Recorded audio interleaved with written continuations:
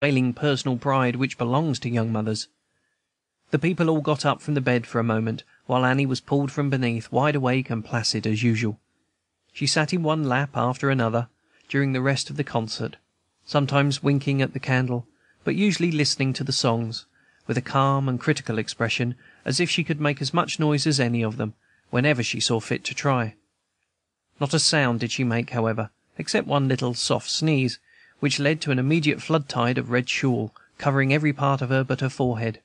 But I soon hinted that the concert had better be ended, because I knew from observation that the small damsel had carefully watched a regimental inspection and a brigade drill on that day, and that an interval of repose was certainly necessary. Annie did not long remain the only baby in camp. One day, on going out to the stables to look at a horse, I heard a sound of baby talk addressed by some man to a child near by, and looking round the corner of a tent, I saw that one of the hostlers had something black and round lying in the sloping side of a tent, with which he was playing very eagerly. It proved to be his baby, a plump, shiny thing, younger than Annie, and I never saw a merrier picture than the happy father frolicking with his child, while the mother stood quietly by. This was baby number 2, and she stayed in camp several weeks, the two innocents meeting each other every day in the placid indifference that belonged to their years. Both were happy little healthy things, and it never seemed to cross their minds that there was any difference in their complexions. As I said before, Annie was not troubled by any prejudice in regard to color, nor do I suppose that the other little maiden was. Annie enjoyed the tent life very much, but when we were sent out on picket soon after, she enjoyed it still more. Our headquarters was at a deserted plantation house, with one large parlor, a dining-room, and a few bedrooms. Baby's father and mother had a room upstairs, with a stove whose pipe went straight out at the window. This was quite comfortable, though half the windows were broken, and there was no glass and no glazier to mend them. The windows of the large parlor were in much the same condition, though we had an immense fireplace, where we had a bright fire whenever it was cold, and always in the evening.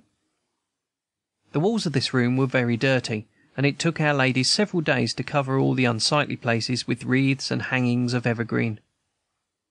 In the performance Baby took an active part.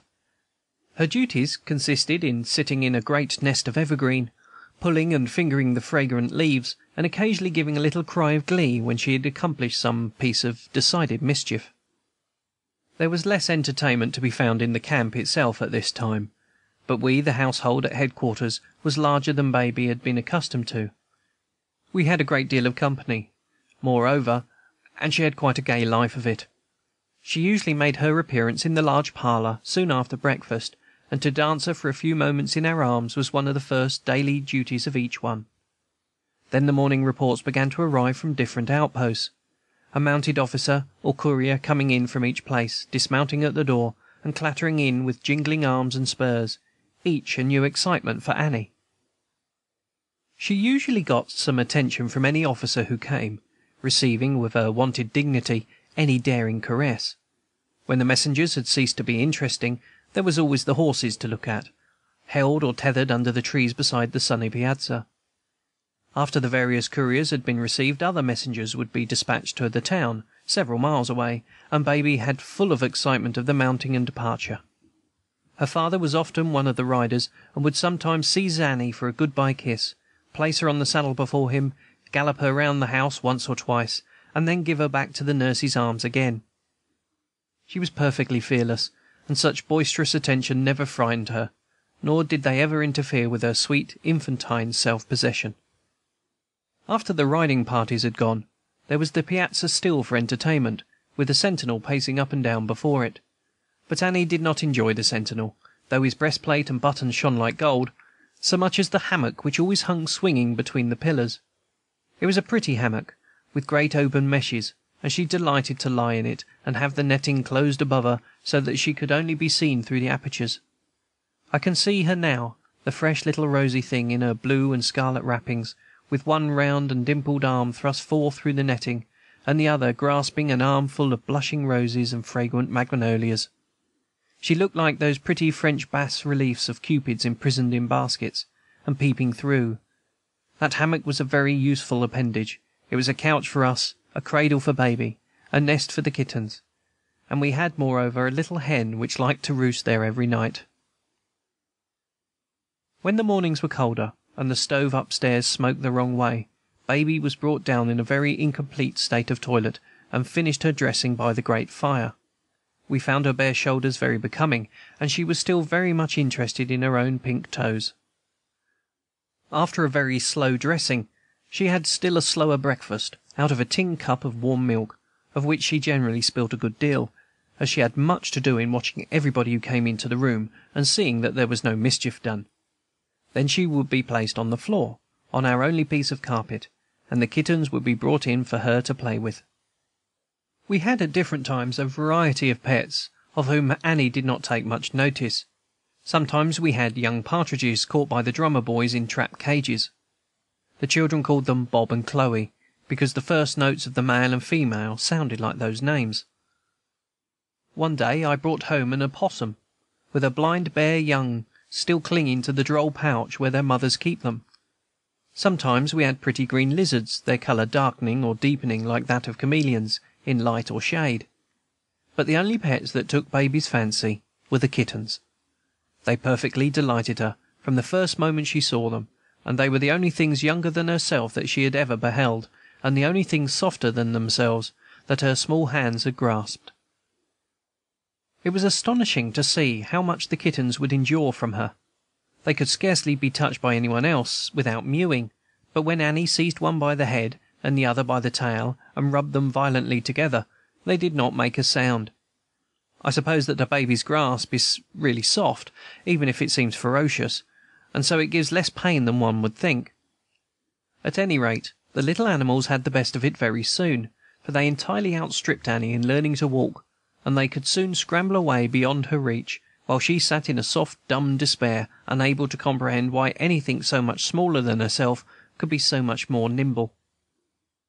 Meanwhile the kittens would sit up, look at her with the most provoking indifference just out of her arm's length, until some of us would take pity on the young lady and toss her furry playthings back to her again. Little Baby, she learned to call them, and these were the very first words she spoke. Baby had evidently a natural turn for war, further cultivated by an intimate knowledge of drills and parades.